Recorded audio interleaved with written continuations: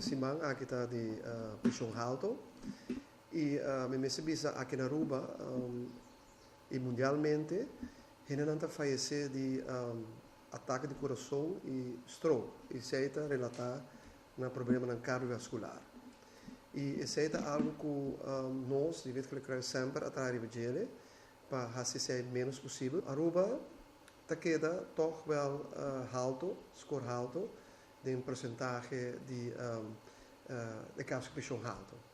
Nós devemos colocar sempre a queda bisa que esta coisa na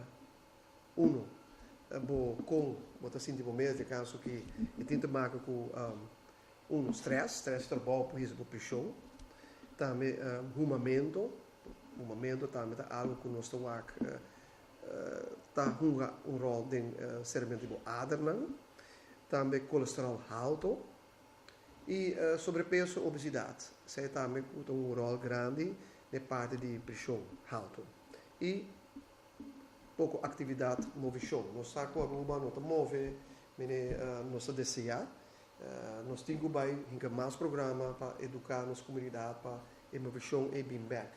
Canamento, anche me si bisa che toda tarde mi trovo con hopi gente de Linear Park na Malmoc e tu parti unico morcana mi trovo che movição tei per ainda não são tá uma universidade e também é parte de álcool, abuso de álcool, rol também de boa prisão e para nós tem controle de você nós temos barratura e sei o qual não mencionar.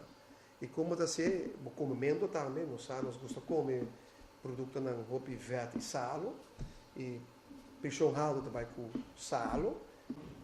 Nós devemos colocar esta queda enfocar para queda educar nossa comunidade para ser uma vida saudável. Essa é o qual vai ficar para pé e é parte de prevenção.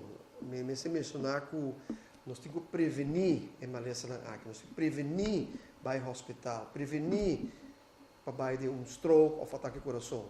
Até dia de hoje, nós temos 3 casos de stroke, passimão e 3 casos de ataque ao coração no hospital. E isso é algo que nós temos que barrer. E percebe que até nós seguimos enfocar na parte de prevenção, o qual nós sempre fazemos.